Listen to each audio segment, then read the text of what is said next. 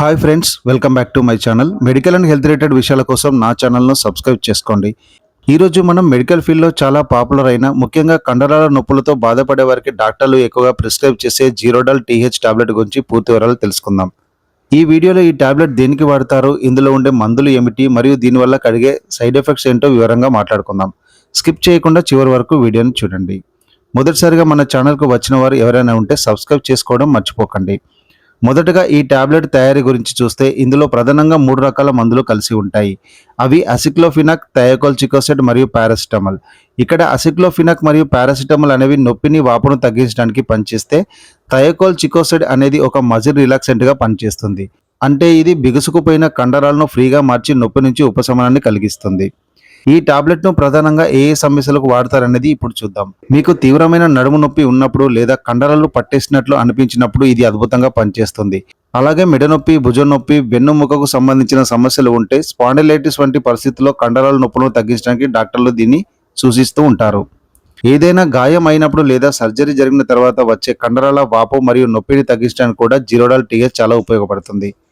క్రీడాకారులు లేదా జిమ్ చేసే వారికి కండరాలు పట్టేయడం వంటివి జరిగినప్పుడు కూడా ఇది తక్షణ ఉపశమనాన్ని ఇస్తుంది. మరి ఈ టాబ్లెట్ ఎలా వాడాలి? సాధారణంగా ఈ టాబ్లెట్ను ఖాళీ కడుపుతో అస్సలు తీసుకోకూడదు. దీనిని భోజనం చేసిన తర్వాత లేదా ఏదైనా తిన్న తర్వాత మాత్రమే వేసుకోవాలి.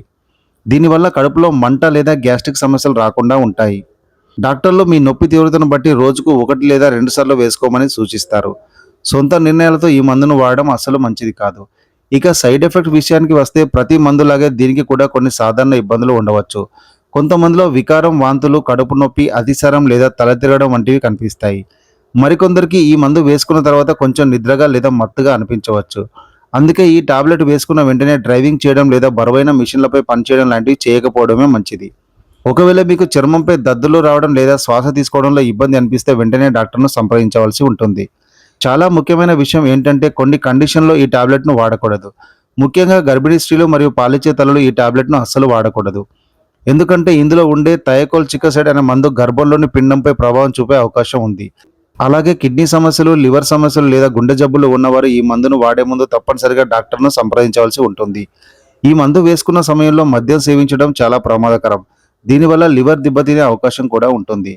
చివరిగా ఒక మాట, ఈ వీడియో కేవలం మీ అవగాహన కోసం మాత్రమే. ఏదైనా మందు వాడే ముందు అర్హత కలిగిన డాక్టర్ను సంప్రదించి వారి సలహా మేరకే వాడండి. మీకు ఈ సమాచారం నచ్చితే వీడియోని లైక్ చేయండి, మీ ఫ్రెండ్స్ అండ్ ఫ్యామిలీ మెంబర్స్కు షేర్ చేయండి. ఇలాంటి మరిన్ని హెల్త్ అప్డేట్స్ కోసం మన ఛానల్ను ఇప్పుడే సబ్స్క్రైబ్ చేసుకోండి. జై హింద్.